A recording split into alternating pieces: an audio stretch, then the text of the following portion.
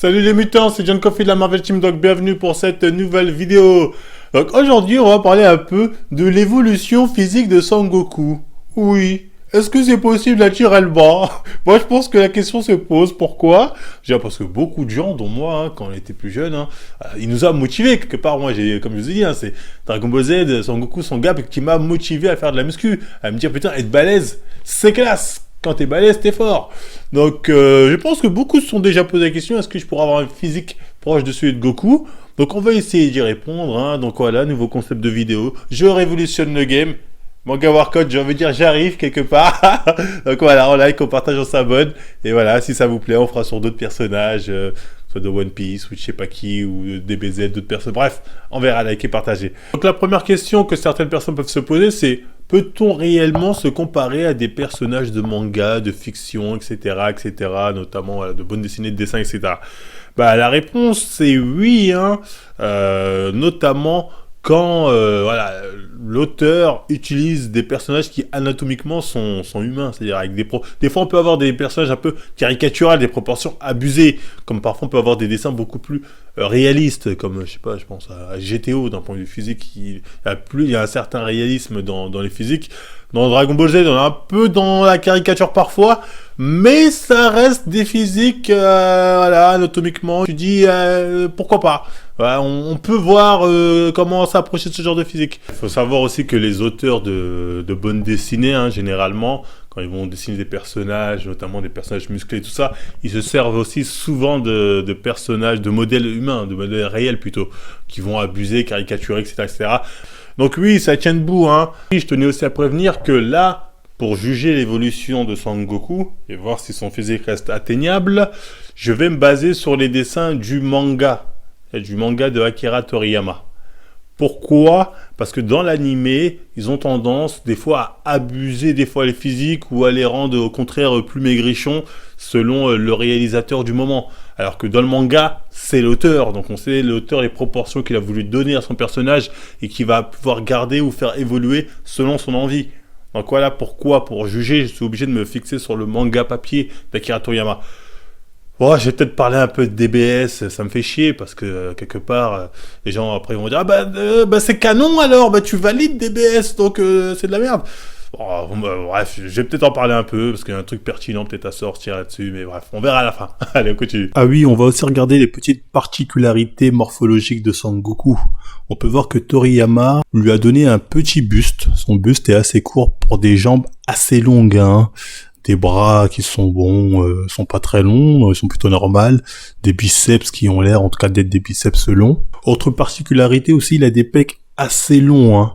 On peut remarquer aussi qu'il a que 4 abdos apparents. Il y a un creux entre ses pecs et ses abdos qui, de tête comme ça, j'ai pas l'impression que ce soit courant chez les gens qu'ils aient un espace aussi prononcé, donc c'est peut-être une facilité pour le dessin. Donc ouais, faudrait voir, j'aurais dû m'enseigner là-dessus, mais enfin bref. Sinon oui, il y a 4 abdos apparents. Généralement, les gens qui ont 4 abdos apparents, c'est des gens qui ont des pecs assez longs. Donc je me dis justement, je lui ai pas mis que 4 abdos parce que pour mettre justement en valeur les pecs longs, on voyait ça un peu chez Arnold et chez d'autres bodybuilders qui ont des pecs très longs, ils ont généralement 4 abdos. Donc voilà, c'est une petite remarque voilà, sur son analyse morphologique. Donc dites-vous si vous êtes proche de ces critères morphologiques, là vous êtes proche du corps de Goku. Voilà, cadeau. Donc on va commencer à analyser le physique de Goku à partir du tournoi où il affronte Piccolo, c'est-à-dire au moment où il est plus ou moins adulte. Et là on peut voir que physiquement Toriyama nous montre quand même quelqu'un qui, quand tu le vois, tu dis, ça se voit qu'il a un background. Tu sais, quand il était petit, il avait l'air un peu petit obèse. Là, non, là, il a une forme physique, quand même. Tu dis, ah ouais, pas mal le Goku, j'ai envie de dire. Physiquement, il fait massif, mais il fait pas, Toriyama lui donne pas encore des traits de mec très sec. Mais il veut montrer à quel point que voilà, c'est quand même quelqu'un qui mange bien et qui est bien massif. Donc, on ressent le côté, le mec qui pousse. Il a un côté, je pousse à la salle et j'ai du gab. Vous voyez ce que je veux dire? Moi, quand je vois ce genre de gabarit, ça me rappelle un peu le gabarit un peu à la Nassim Saïli quand il est un peu fat, tu sais, on va reconnaître, tu vois. C'est un peu le genre de gab, c'est-à-dire c'est impressionnant, tu vois comme une certaine forme musculaire, mais c'est pas très sec, hein. On voit qu'il y a les abdos apparents, tatati, donc voilà. Ça me rappelle un peu un physique à la Nassim Saïli quand il prend un peu. C'est le genre de physique qui, pour moi, est possible naturellement. Bah oui, on voit pas mal des mecs comme ça qui ont très bonne forme physique sans être trop sec, mais qui font quand même baraque. Donc le physique pour moi, Goku Piccolo, accessible naturellement, je dis oui, oui, accessible naturellement.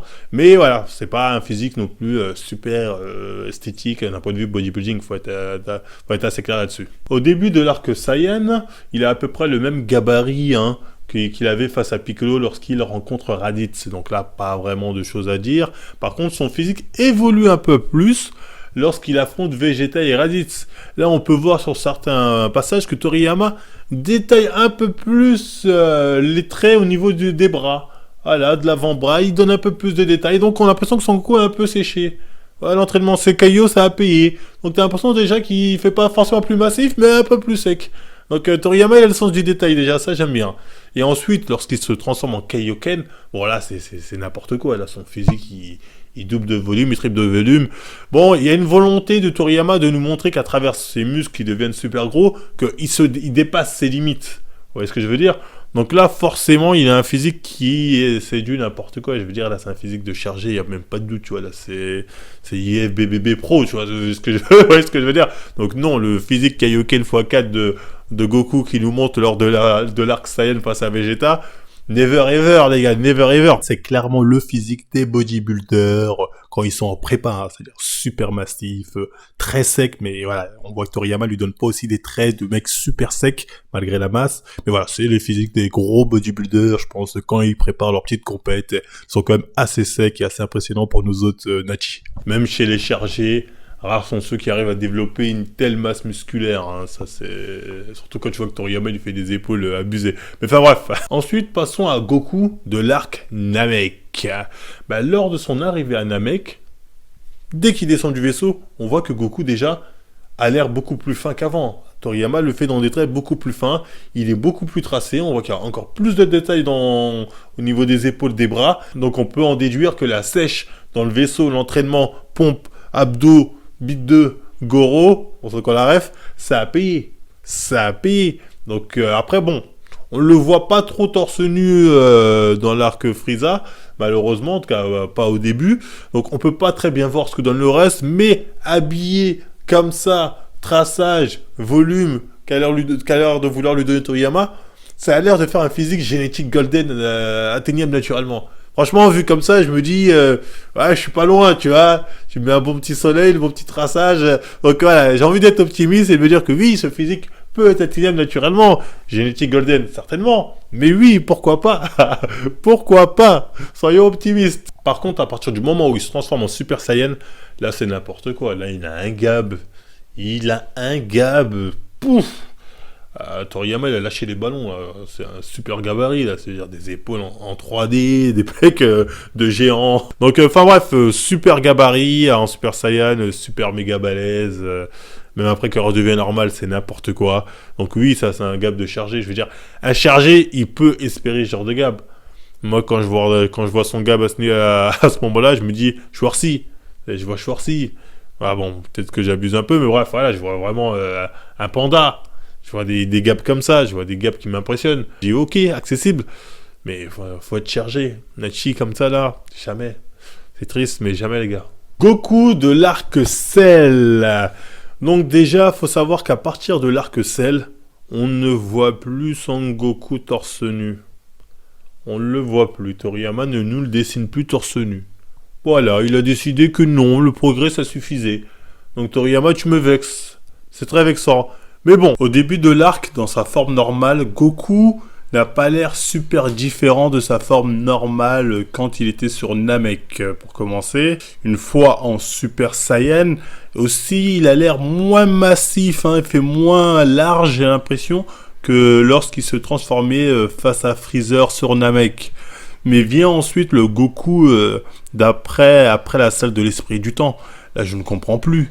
Là, Goku, là, Toriyama change les traits, nous fait un Goku plus enfant, c'est-à-dire pas forcément plus massif, mais il fait des formes plus, on va dire, plus remplies. Ses pecs, on voit que le dessin au niveau des pecs a changé, maintenant il fait vraiment des pecs qui ont l'air remplis, on voit son haut de pec qui est rempli, beaucoup plus de détails au niveau des mains, des épaules, des trapèzes et un coup de taureau.